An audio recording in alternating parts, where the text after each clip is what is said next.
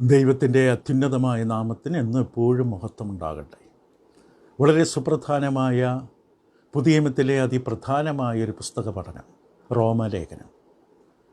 റോമലേഖന പഠനത്തിൻ്റെ 4ാമത്തെ അവതരണത്തിലാണ് നാം എത്തി നിൽക്കുന്നത്.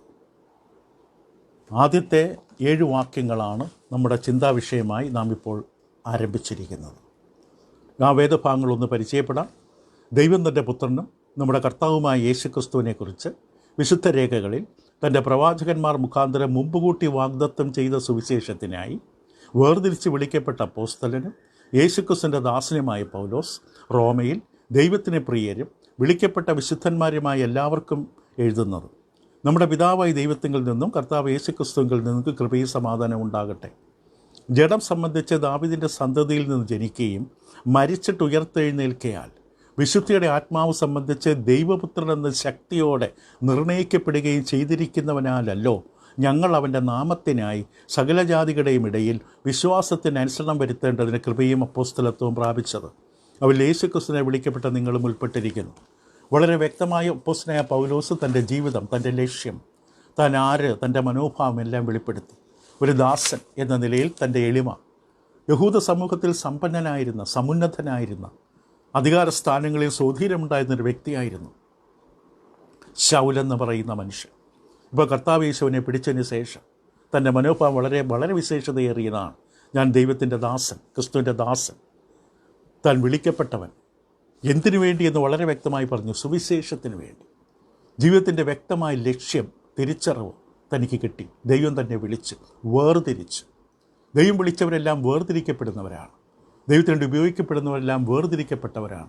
പല കാര്യങ്ങൾ ഇടയ്ക്ക് ചെയ്യേണ്ട ഒരു കാര്യമല്ല ദൈവത്തെ സേവിക്കുക, ശുശ്രൂഷിക്കുക. അവർ വേർതിരിക്കപ്പെട്ടവരാണ്. എന്തിനു വേണ്ടി? സുവിശേഷത്തിന് വേണ്ടി. സുവിശേഷം ആരുടേതാണ്? ദൈവത്താൽ ഒരുക്കപ്പെട്ടതാണ്. അതൊരു വാഗ്ദാനമാണ്. സുവിശേഷം പ്രവചന നിവൃത്തിയാണ്. സുവിശേഷം യേശുവിനെക്കുറിച്ചുള്ളതാണ്. ഈ വിഷയങ്ങൾ നമ്മൾ വ്യക്തമായി കണ്ടത്.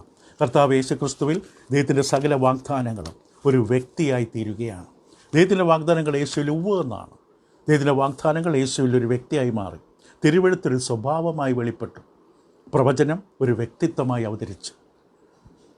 പൗലോസ് അപ്പോസ്തലൻ 3-4 മലയാളത്തിൽ അത് പറയുമ്പോൾ ശരിക്കത് 5ാമത്തെ വാക്യത്തിലേക്ക് വരും.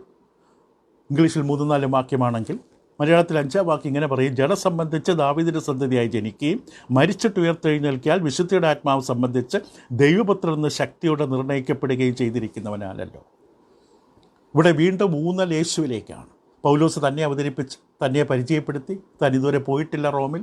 അവർക്ക് തന്നെ പരിചയപ്പെടുത്തി.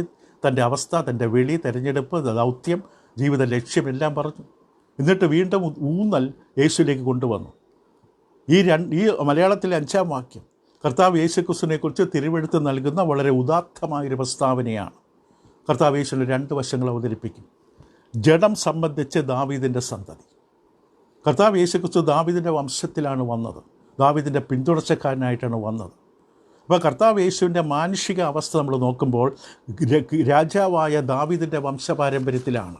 മത്തായിയുടെ സുവിശേഷം 1-ാം അധ്യായത്തിൻ്റെ 1-ാം വാക്യത്തിൽ കർത്താവ് യേശുവിൻ്റെ വംശാവലി അവതരിപ്പിച്ചുകൊണ്ട് പുതിയ നിയമം ആരംഭിക്കുമ്പോൾ ഇപ്രകാരമാണ് ആരംഭിച്ചത്: അബ്രഹാമിൻ്റെ പുത്രനായ ദാവീദിൻ്റെ പുത്രനായ യേശുക്രിസ്തുവിൻ്റെ വംശാവലി. ദാവീദിൻ്റെ പുത്രൻ എന്ന് അവതരിപ്പിച്ച യേശുവിനെ. ഇപ്പോൾ ദാവീദിൻ്റെ സന്തതി പരമ്പരയിൽ ആ വംശത്തിലാണ് യേശു. മറിയയിലൂടെ കടന്നു വന്നു. ലൂക്കോസിൻ്റെ സുവിശേഷം 1-ാം അധ്യായം അതിൻ്റെ 27-ാം വാക്യത്തിൽ അവിടെ വ്യക്തമായിട്ട് കാണാം. ലൂക്കോസ് 1:27. അവിടെ ഇപ്രകാരം നമ്മൾ വായിക്കാൻ കഴിയും: ദാവീദ് ഗൃഹത്തിലുള്ള ജോസഫ് എന്നൊരു പുരുഷനും വിവാഹം നിശ്ചയിച്ചിരുന്ന കന്യകയുടെ അടുക്കൽ അയച്ചു ദൈവം ഗബ്രിയേലിനെ. ഇപ്പോൾ ദാവീദിൻ്റെ ഗൃഹത്തിലൂടെയാണ് കർത്താവ് യേശു കടന്നു വരുന്നത്. അപ്പോൾ കർത്താവ് യേശു ക്രിസ്തു വാസ്തവത്തിൽ ജഡം ധരിച്ചു വന്നു. പക്ഷേ രാജകീയ രക്തമാണ്, രാജപരമ്പരയിലാണ്. അതാണ് മത്തായി 1-ാം അധ്യായം ആദ്യത്തെ 25 വാക്യങ്ങൾ. രാജാവായി പിറന്നവൻ എവിടെ എന്നാണ് വിദ്വാൻമാർ അന്വേഷിച്ച് വന്ന് ചോദിച്ചത്. യോഹന്നാൻ്റെ സുവിശേഷം 1-ാം അധ്യായം 1 മുതൽ 18 വരെ യേശുവിൻ്റെ അവതരണം യോഹന്നാൻ അവതരിപ്പിക്കുമ്പോൾ വചനമെന്ന പേരിൽ യേശുവിനെ അവതരിപ്പിച്ചുകൊണ്ട് ആദ്യത്തെ 18 വാക്യങ്ങൾ. ഗലാത്യ ലേഖനം 4-ാം അധ്യായത്തിൻ്റെ 4-ാം വാക്യം: എന്നാൽ കാലസമ്പൂർണതയിൽ ദൈവം തൻ്റെ പുത്രനെ സ്ത്രീയിൽ നിന്ന് ജനിച്ചവനായി, ന്യായപ്രമാണത്തിന് കീഴ് ജനിച്ചവനായി നിയോഗിച്ചയച്ചതിനെക്കുറിച്ച് പറയും. എബ്രായലേഖനം 2-ാം അധ്യായം 14 മുതൽ 17 വരെ മക്കൾ ജഡരക്തങ്ങളോട് കൂടിയവരാകൊണ്ട് അവനും അവരെ പോലെ ജഡരക്തങ്ങളോട് കൂടിയവനായി മരണത്തിൻ്റെ അധികാരിയായ പിശാചിനെ തൻ്റെ മരണത്താൽ നീക്കി ജീവപര്യന്തം മരണഭീതിയാൽ അടിമകളായിരുന്നവരൊക്കെ വിടുവിച്ച് അവിടെയും ജഡം ധരിച്ച് വന്നവൻ. ലേഖനം യോഹന്നാൻ്റെ 1 ലേഖനം ആദ്യത്തെ 4 വാക്യങ്ങൾ ജീവൻ്റെ വചനം സംബന്ധിച്ച് ഞങ്ങൾ തൊട്ടതും കണ്ടതും നോക്കിയതുമായ ജീവൻ്റെ വചനം. കർത്താവ് യേശു വാസ്തവത്തിൽ പൂർണ്ണമായും മനുഷ്യനാണ്. ദാവീദിൻ്റെ വംശപാരമ്പര്യം, രാജകീയ രക്തം, മറുവശം യേശുവിൻ്റെ ദൈവികത്വം. അവിടെ മരിച്ചിട്ട് ഉയർത്തെഴുന്നേൽക്കിയാൽ വിശുദ്ധിയുടെ ആത്മാവ് സംബന്ധിച്ച് ദൈവപുത്രൻ എന്ന് ശക്തിയോടെ നിർണ്ണയിക്കപ്പെട്ടു. യേശു ദൈവമാണ്, ദൈവികമായിട്ട് ജനിച്ചവനാണ്. മറിയ കന്യകയുടെ ഗർഭപാത്രത്തിൽ പരിശുദ്ധാത്മാവിൻ്റെ പ്രവർത്തന ഫലമായി ജനിച്ചവൻ. അതോടൊപ്പം തന്നെ ആരെയും വെച്ചിട്ടില്ലാതെ കല്ലറയിൽ നിന്ന് പുറത്തേക്ക് വന്നവൻ. ഒരു മറുജനനം, വീണ്ടും ജനനം. കൊരിന്ത്യർ ലേഖനത്തിൻ്റെ 15-ാം അധ്യായം 1 കൊരിന്ത്യർ 15 1 മുതൽ 4 വരെ തിരുവെഴുത്തിൻ പ്രകാരം കർത്താവ് യേശുക്രിസ്തുവിൻ്റെ ജനനത്തെക്കുറിച്ച്, മരണത്തെക്കുറിച്ച്, അടക്കത്തെക്കുറിച്ച്, ഉയർത്തെഴുന്നേൽപ്പിച്ച് പൗലോസ് സാക്ഷ്യപ്പെടുത്തും. അതാണ് സുവിശേഷം. എഫേസ്യ ലേഖനം 1:10 മുതൽ 21 വരെ പിതാവ് പുത്രനിൽ പ്രവർത്തിച്ച് മരണത്തിൽ നിന്ന് എഴുന്നേൽപ്പിച്ച് ഇതിൻ്റെ വലതുഭാഗത്ത് എല്ലാ കർത്തൃത്വങ്ങൾക്കും വാഴ്ചകൾക്കും അധികാരങ്ങൾക്കും നാമത്തിന് മീതെ ഉയർത്തിയതിനെക്കുറിച്ച്. എബ്രായ ലേഖനം 1 അന്ത്യകാലത്ത് പുത്രമുഖത്തിൽ സംസാരിച്ച ദൈവം അവനെ സകലത്തിൻ്റെ അധികാരിയാക്കി, അവകാശിയാക്കി, പാപപരിഹാരം ഒരുക്കിയ പുത്രനെ പിതാവ് തൻ്റെ വലതുഭാഗത്ത് ഉപവിഷ്ടനാക്കിയതിനെക്കുറിച്ച് എബ്രായ ലേഖനം 5 വാക്യങ്ങൾ. അപ്പോൾ കർത്താവ് യേശുവിൻ്റെ ദൈവികമായ വശം, താൻ ദൈവമാണ്, അതേസമയത്ത് മനുഷ്യനാണ്. അപ്പം ഈ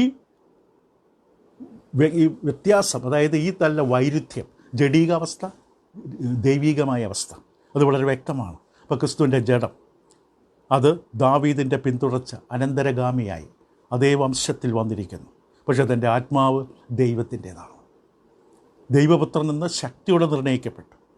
അപ്പോൾ ഉയർത്തെഴുന്നേൽപ്പിലൂടെ അനിഷേധ്യമായ നിലയിൽ, ചോദ്യം ചെയ്യപ്പെടാൻ കഴിയാത്ത നിലയിൽ തൻ്റെ ദൈവിക പുത്രത്വത്തിൻ്റെ സാക്ഷ്യം ദൈവം ലോകത്തിന് നൽകി.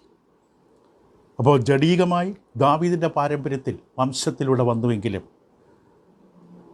മരിച്ചിട്ട് ഉയർത്തെഴുന്നേറ്റതിലൂടെ നിർണായകമായ നിലയിൽ ഒരു വലിയ സത്യം തെളിയിക്കപ്പെട്ടു.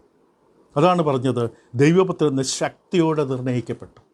ഇവിടെ ഇംഗ്ലീഷിൽ ഡിക്ലറേഷൻ, ശക്തിയോടെ പ്രഖ്യാപിക്കപ്പെട്ടു. യേശുക്രിസ്തു ദൈവപുത്രൻ എന്ന് പ്രഖ്യാപിക്കപ്പെട്ടു, അഥവാ നിർണ്ണയിക്കപ്പെട്ടു. ഉയർത്തെഴുന്നേൽപ്പല്ല യേശുവിനെ ദൈവപുത്രനാക്കി തീർത്തത്. യേശു എപ്പോഴും ദൈവമാണ്. ദൈവരൂപത്തിലിരിക്കെ ദൈവത്തോടുള്ള സമത്വം മുറുകെ പിടിച്ചു കൊള്ളണം എന്ന് വിചാരിക്കാതെ. അല്ലാതെ ഉയർത്തെഴുന്നേൽപ്പിലൂടെ യേശു ദൈവപുത്രനാകുകയല്ല. ഉയർത്തെഴുന്നേൽപ്പ് ദൈവം നടത്തിക്കൊണ്ടിരുന്ന പ്രഖ്യാപനം തുടരുകയാണ്. മത്തായിയുടെ സുവിശേഷം 3-ാം അധ്യായത്തിൻ്റെ 17-ലും 17-5-ലും യേശുവിൻ്റെ സ്നാനസമയത്തും മറുരൂപമലയിൽ തൻ്റെ തേജസ്കരണ സമയത്തും പിതാവ് നടത്തിയ പ്രഖ്യാപനം, ഇവനെൻ്റെ പ്രിയപുത്രൻ, ഇവനെ ഞാൻ പ്രസാദിക്കുന്നു, ഇവന് ചെവി കൊടുപ്പീൻ എന്ന് പിതാവ് നടത്തിയ പ്രഖ്യാപനം വീണ്ടും തുടരുകയാണ് ഉയർത്തെഴുന്നേൽപ്പിലൂടെ. കർത്താവ് യേശുവിൻ്റെ ക്രൂശിലെ മരണസമയത്ത് ലോകം വിചാരിച്ചു ഇവൻ അവകാശപ്പെട്ടത് ദൈവമല്ല എന്ന്, ദൈവപുത്രനല്ല എന്ന്. ഇവിടെ മത്തായി 27:40 മന്ദിരം പൊളിച്ച് 3 നാൾ കൊണ്ട് പണിയുന്നവനെ, നിന്നെ തന്നെ രക്ഷിക്കുക, ദൈവപുത്രനെങ്കിൽ ക്രൂശിൽ നിന്ന് ഇറങ്ങി വാ. ലോകം യേശുവിനെ നിഷേധിച്ചു. യേശു ദൈവപുത്രൻ എന്ന് പറഞ്ഞത് വെറുതെയാണ്. പക്ഷേ ഇവിടെ മറുവശത്ത് കർത്താവ് യേശു ക്രിസ്തുവിനെ ദൈവം ഉയർത്തെഴുന്നേൽപ്പിച്ചുകൊണ്ട് ദൈവം ശക്തിയോടെ ലോകത്തോട് പ്രഖ്യാപിച്ചു, അതെ, കർത്താവ് യേശു ദൈവപുത്രൻ തന്നെയാണ്, ഇവൻ ദൈവപുത്രൻ സത്യം. ഒരു ശതാധിപൻ്റെ വായിലൂടെ ദൈവം വിളിച്ചു പറഞ്ഞു, ഇവൻ ദൈവപുത്രൻ. പത്രോസ് നേരത്തെ പറഞ്ഞത് തന്നെ, ഇവൻ ജീവനുള്ള ദൈവത്തിൻ്റെ പുത്രനാണ്. യേശുവിൻ്റെ ഉയർത്തെഴുന്നേൽപ്പ് ശക്തിയോടെ പ്രഖ്യാപിക്കപ്പെട്ടു. മാത്രമല്ല, ഈ പ്രഖ്യാപനത്തെക്കുറിച്ച് റോമലേഖനത്തിൽ പൗലോസ് പറയുമ്പോൾ ദൈവപുത്രൻ ശക്തിയോടെ നിർണ്ണയിക്കപ്പെട്ടു. ശക്തി, റോമൻ സമൂഹത്തെ സംബന്ധിച്ച് ശക്തി അവർക്ക് സുപരിചിതവും ഇഷ്ടമുള്ള പദമാണ്. ഒരു ശക്തി പ്രയോഗിക്കുന്ന സമൂഹമാണ്, ശക്തിയെ ആരാധിക്കുന്ന സമൂഹമാണ്. ആരെങ്കിലും അവരോട് ചോദിച്ചാൽ ആരാണ് ശക്തൻ എന്ന് ചോദിച്ചാൽ, സൈന്യ പിൻബലത്തോടെ ഭരിക്കുന്ന നമ്മുടെ ചക്രവർത്തിയാണ് ലോകത്തിലെ ഏറ്റവും ശക്തൻ എന്നവർ പറയും. അങ്ങനെയുള്ളൊരു സമൂഹത്തോട് സംസാരിക്കാൻ പൗലോസ് പറഞ്ഞു, ദൈവപുത്രൻ ശക്തിയോടെ നിർണ്ണയിക്കപ്പെട്ടു. നമുക്കറിയാം വാസ്തവത്തിൽ ശക്തി ആരാണ് ശക്തൻ? ദൈവം, സർവശക്തൻ. ആ സർവശക്തനായ ദൈവം തൻ്റെ ശക്തി ഉപയോഗിച്ച് ശക്തിയോടെ പ്രഖ്യാപിച്ചു തൻ്റെ പുത്രൻ ദൈവപുത്രനെന്ന്. എന്തിലൂടെ പ്രഖ്യാപിച്ചു? മരിച്ചിട്ട് ഉയർത്തെഴുന്നേൽക്കയാൽ. ഉയർത്തെഴുന്നേൽപ്പിലൂടെയാണ് ആ പ്രഖ്യാപനം നടത്തിയത്. ദൈവപുത്രൻ എന്നുള്ള ശക്തിയോടെയുള്ള പ്രഖ്യാപനം ഉയർത്തെഴുന്നേൽപ്പിൻ്റെ അന്തരീക്ഷത്തിൽ പശ്ചാത്തലത്തിലാണ്. ഇവിടെ കർത്താവ് യേശു തൻ്റെ ശുശ്രൂഷയുടെ സമയത്ത് മറ്റുള്ളവരെ ഉയർത്തെഴുന്നേൽപ്പിച്ചതിനെ കുറിച്ചല്ല, ക്രിസ്തുവിൻ്റെ സ്വന്തം ഉയർത്തെഴുന്നേൽപ്പിനെ കുറിച്ചാണ് പറയുന്നത്. റോമാലേഖനത്തിൽ അതിൻ്റെ 6-ാം അധ്യായത്തിൻ്റെ 4-ാം വാക്യം, 5-ാം വാക്യം, 9-ാം വാക്യം, 7-ാം അധ്യായത്തിൻ്റെ 4-ാം വാക്യം, 8-ന്റെ 11, 8-ന്റെ 34, 10-ന്റെ 9 തുടങ്ങിയ വാക്യങ്ങളെല്ലാം ക്രിസ്തു മരണത്തിൽ നിന്ന് ഉയർത്തെഴുന്നേറ്റതിനെക്കുറിച്ചാണ് പറയുന്നത്. ക്രിസ്തുവിൻ്റെ ഉയർത്തെഴുന്നേൽപ്പ് ദൈവത്തിൻ്റെ രക്ഷാപദ്ധതിയിൽ വളരെ സുപ്രധാനമായ പങ്കു വഹിച്ചിരിക്കുന്നൊരു വിഷയമാണ്. മനുഷ്യൻ്റെ വീണ്ടെടുപ്പിൽ വളരെ സുപ്രധാനമായൊരു ഘടകമാണ് കർത്താവ് യേശുവിൻ്റെ ഉയർത്തെഴുന്നേൽപ്പ്. ഇപ്പോൾ ക്രിസ്തുവിൻ്റെ ശരീരം ക്രൂസിൽ മരിച്ചതിന് ശേഷം യേശു മരിച്ചെന്ന് ഉറപ്പാക്കി ആ ശരീരം അരിമത്യ ജോസഫിൻ്റെ നേതൃത്വത്തിൽ സുഗന്ധവർഗമൊക്കെ വെച്ച് കെട്ടി കല്ലറയിലടക്കുമ്പോൾ അത് അവിടെ തന്നെ നിന്നിരുന്നുവെങ്കിൽ, അത് അവിടെ തന്നെ എന്നേക്കുമായി കുടികൊണ്ടിരുന്നുവെങ്കിൽ, കർത്താവ് യേശു ക്രൂസിൽ സമർപ്പിച്ച തൻ്റെ ത്യാഗം ദൈവം അംഗീകരിച്ചില്ല എന്ന് പറയേണ്ടി വരും. ഇപ്പോൾ ക്രൂസിൽ ലോകത്തിൻ്റെ പാപം ചുമന്നൊഴിക്കുന്ന ദൈവപുത്രനായ ക്രിസ്തു ക്രൂസിൽ തന്നെ സമർപ്പിച്ചത് ദൈവമുമ്പിൽ പ്രസാദകരമായി തീർന്നു.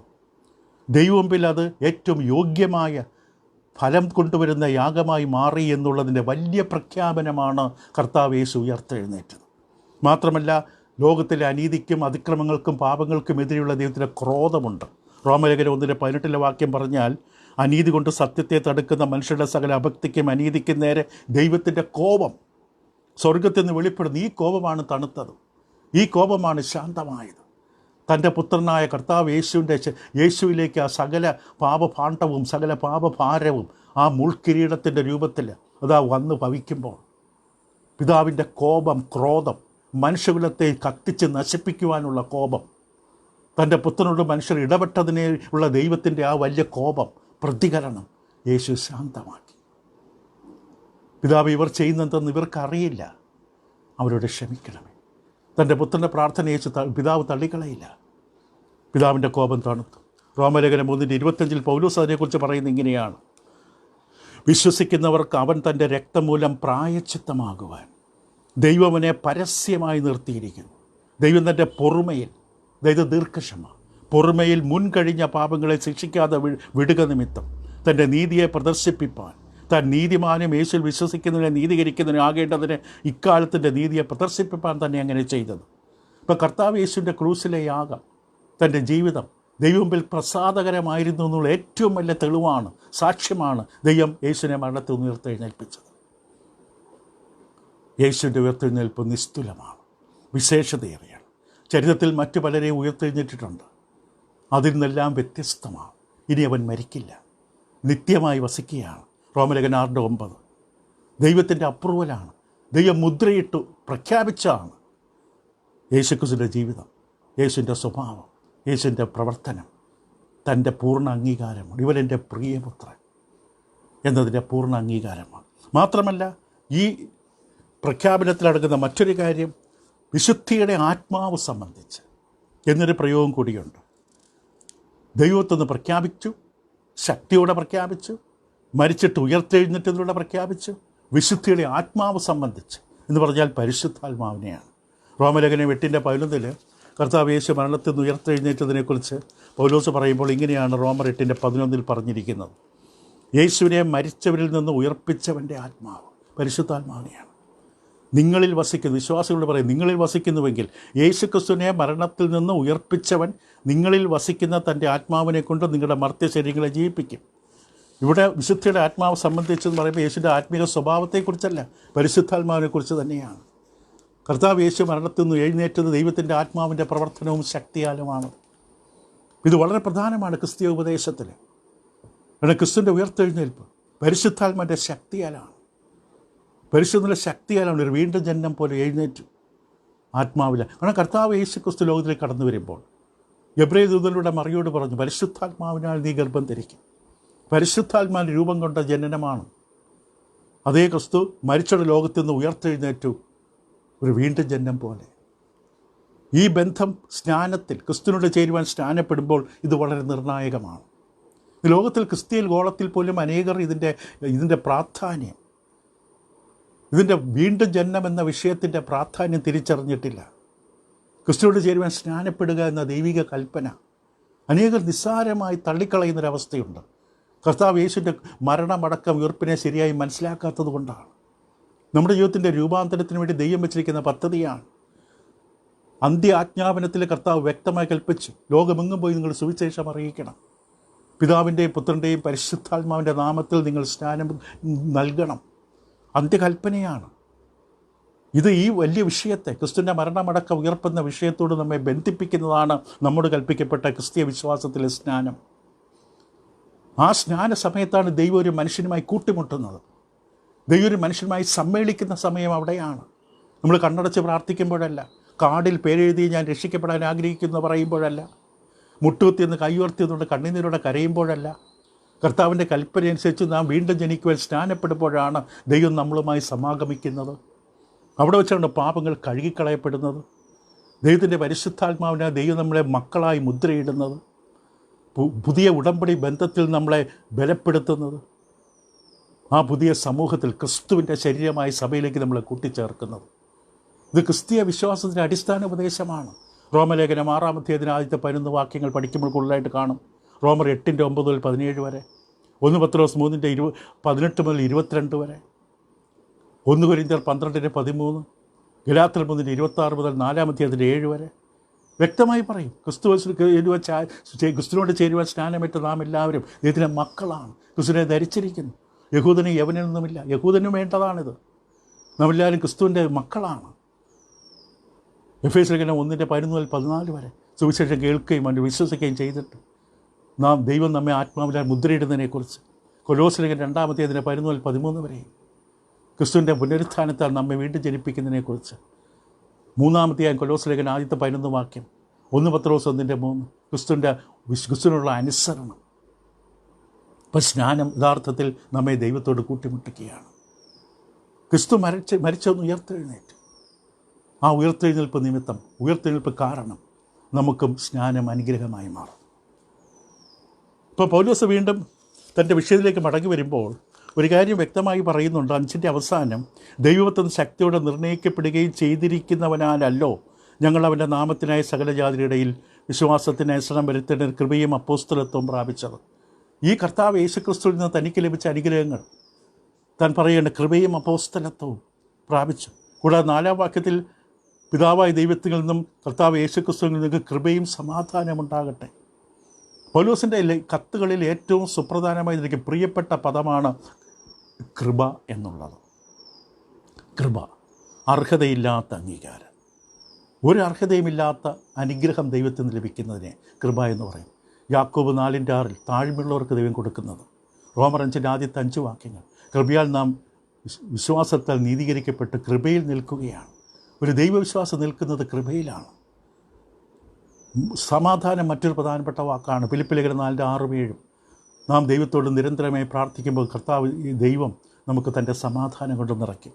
ലൂക്കോസ് 10-ന്റെ 5, യോഹന്നാൻ 14:22 ക്രിസ്തു ഞാൻ എൻ്റെ സമാധാനമാണ് നിങ്ങൾക്ക് തരാൻ പോകുന്നത്. യോഹന്നാൻ 16:33. ഇപ്പോൾ കൃപയും സമാധാനവും പൗലോസിൻ്റെ കത്തുകളിൽ ഇടവിടാതെ കാണപ്പെടുന്ന 2 അനുഗ്രഹങ്ങൾ. ഇത് രണ്ടും പഴയ എബ്രായ പശ്ചാത്തലത്തിൽ, പഴയ നിയമ പശ്ചാത്തലത്തിലുള്ള ദൈവത്തിൻ്റെ സ്വഭാവത്തിൽ ഉറപ്പിക്കപ്പെട്ട 2 അവസ്ഥകളാണ്. ദൈവത്തിൻ്റെ സ്വഭാവ സവിശേഷതകളാണ് കൃപയും സമാധാനവും. ഇപ്പോൾ പൗലോസ് ഇവിടെ എനിക്ക് കൃപയും അപ്പോസ്തലിത്വവും പ്രാപിച്ചു എന്ന് ക്രിസ്തുവിലൂടെ എന്ന് പറയുമ്പോൾ ഒരുപക്ഷെ തൻ്റെ രക്ഷയെക്കുറിച്ചാകാം, താൻ രക്ഷിക്കപ്പെട്ട അവസ്ഥയെക്കുറിച്ച് തിരിഞ്ഞു നോക്കുകയാകാം. തനിക്ക് വാസ്തവത്തിൽ ഈ അനുഭവത്തിലേക്ക് എത്താൻ, ഈ ജ്ഞാനത്തിലെത്താൻ തനിക്ക് എന്ത് അർഹതയാണുള്ളത്? ഒരു അർഹതയുമില്ല. 1 തിമോഥെയോസ് 1:15-16 പൗലോസ് ഇപ്രകാരം പറയും, പാപികളെ ക്രിസ്തു പാപികളെ രക്ഷിപ്പാൻ ലോകത്തിൽ വന്നു എന്നുള്ളത് വിശ്വാസ്യവും എല്ലാവരും അംഗീകരിപ്പാൻ യോഗ്യമായ വചനം തന്നെ. ആ പാപികളിൽ ഞാൻ ഒന്നാമൻ. എന്നിട്ടും യേശുക്രിസ്തു നിത്യജനായിക്കൊണ്ട് തന്നിൽ വിശ്വസിപ്പാനുള്ളവർക്ക് ദൃഷ്ടാന്തത്തിനായി സകല ദീർഘക്ഷമയും ഒന്നാമനായി എന്നിൽ കാണിക്കേണ്ടതിന് എനിക്ക് കരുണ ലഭിച്ചു. നല്ല ബോധമുണ്ട് തനിക്ക് ലഭിച്ചിരിക്കുന്ന ഈ വലിയ ഉത്തരവാദിത്വം ദാനമാണ്, കൃപയാണ്.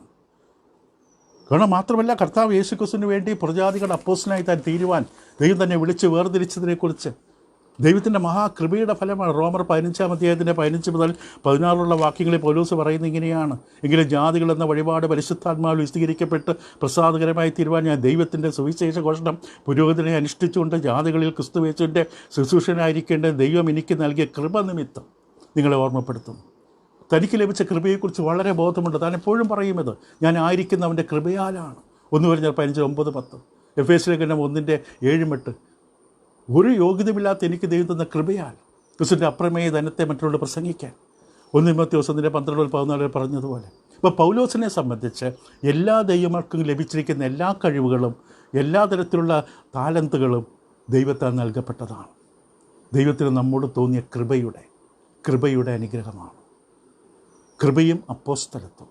ദമസ്കോസിലേക്കുള്ള യാത്രയിൽ വെച്ച് ക്രിസ്ത്യാനികളെ പീഡിപ്പിക്കാൻ ഇറങ്ങിത്തിരിച്ച തനിക്ക് ദമസ്കോസിലുള്ള യാത്രയിൽ വെച്ച് കർത്താവ് പ്രത്യക്ഷപ്പെട്ടപ്പോൾ ലഭിച്ചതാണ്. അപ്പോസ്തലപ്രവൃത്തികൾ 9-ാം 3-5 വരെ നമുക്ക് വായിക്കാം, അവസാനിപ്പിക്കാം.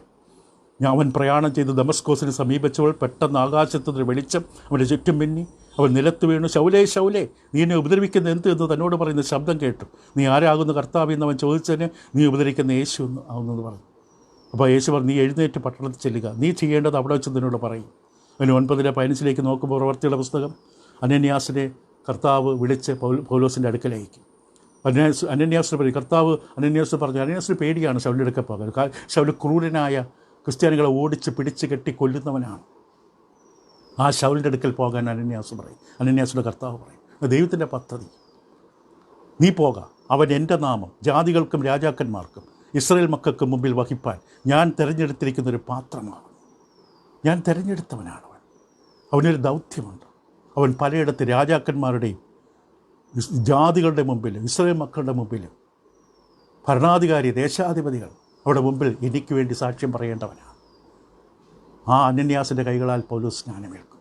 യഹൂദ പ്രമാണിയായ ഉപദേശം നന്നായി യഹൂദ പാരമ്പര്യങ്ങൾ പഠിച്ച ശൗല് സ്നാനം സ്വീകരിച്ചു. പ്രവൃത്തി 22-16 നമുക്കറിയാം. ഇനി താമസിക്കുന്നത് എഴുന്നേറ്റ് അവൻ്റെ നാമം വിളിച്ചപേക്ഷിച്ച് ഇവിടെ പറയും, അവൻ്റെ നാമം വിളിച്ചപേക്ഷിച്ച് പ്രാർത്ഥിച്ച് സ്നാനമേറ്റ് നിൻ്റെ പാപങ്ങളെ കഴുകിക്കളാം. 9-18 കാണാം. ഒരു ദിവ്യമായൊരു ലക്ഷ്യമാണ് പൗലോസ് നൽകപ്പെട്ടത്. എൻ്റെ നാമം വഹിക്കുക, ഞാൻ തിരഞ്ഞെടുത്ത പാത്രം. നീ എനിക്ക് വേണ്ടി എന്തെല്ലാം കഷ്ടത അനുഭവിക്കേണ്ടി വരും. ദൈവം വിളിച്ചുകൊണ്ട് കഷ്ടത ഒഴിവാക്കി തരില്ല.